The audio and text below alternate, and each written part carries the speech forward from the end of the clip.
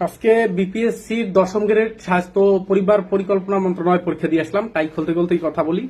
এইমাত্র বাসায় আসছি। তার আগে আমি বলে নিই, মোটামুটি 100% শিওর আমার হবে না।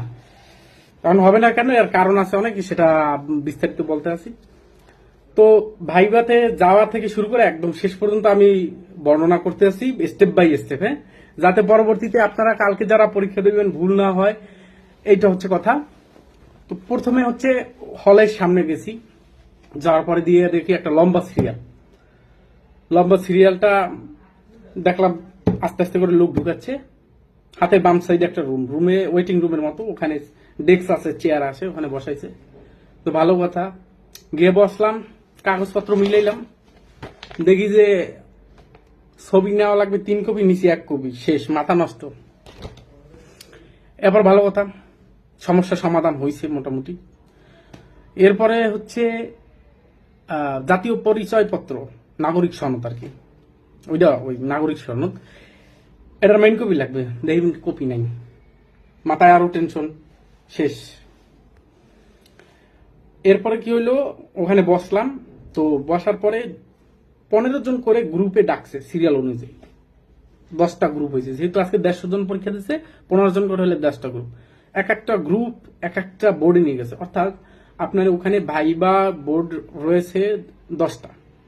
তো 10টায় 10 জন চেয়ারম্যান থাকে, তার সাথে টিচার থাকে 2 জন করে।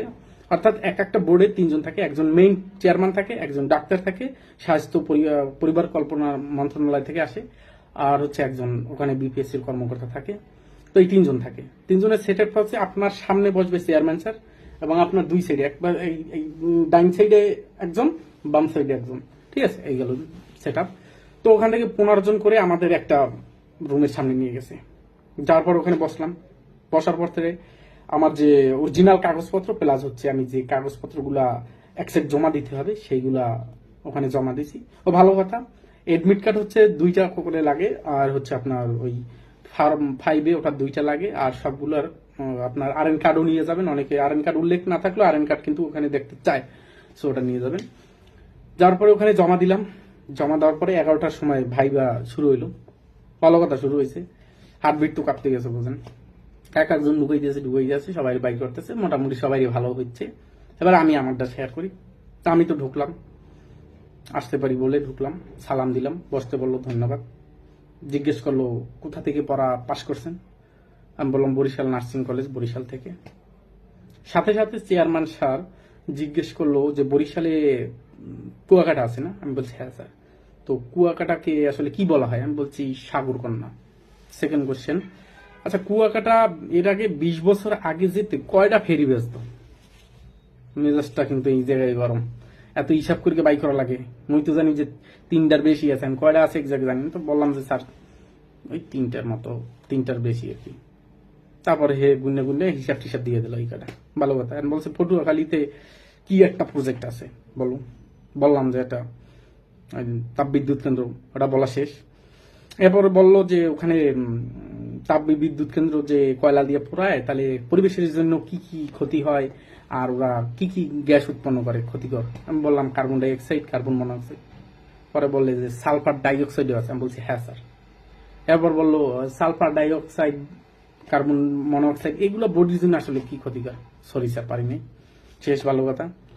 এরপরে জিজ্ঞেস করলো ডাক্তার স্যার, অর্থাৎ কোথায় জব করি, কোন ওয়ার্ডে করি, এটা জিজ্ঞেস করলো। দেন ওখান সম্পর্কে, অর্থাৎ মোটামুটি নার্সিং টেকনিক্যাল সবার না, 2-1জনের আউট জিজ্ঞেস করছে। আপনি হচ্ছে যে ওয়ার্ড বেস কাজ করবেন ওই ওয়ার্ড সম্পর্কে একটু ভালো নলেজ রাখতে হবে। গেল, এটা মোটামুটি কভার করতে পারছি, বাট স্যার চাপাই না। সেকেন্ড ম্যাডামের কাছে গেলাম, আমার এই যে বাম সাইডে। তো ম্যাডামে প্রথমে জিজ্ঞেস করছে এইচডিজি কি। এসডিজি কি? সাস্টেনেবল ডেভেলপমেন্ট গোল বললাম, 17টা গোল। এরাও বললাম, বলে যে কয়টা গোল বলো। 3-4টা বলছি, বলে আরো তো আছে, আর কয়টা বললে ভালো হইতো। এখন লাস্টে গিয়ে বলছে শুদ্ধা স্যার কি পারেন বোঝেন? আমি বলছি হ্যাঁ পারি। কি বলেন? আমি বলছি শুদ্ধ ভাবে কথা বলা। শেষ, মারা মারা মারা, ওই জায়গা দিয়ে শেষ।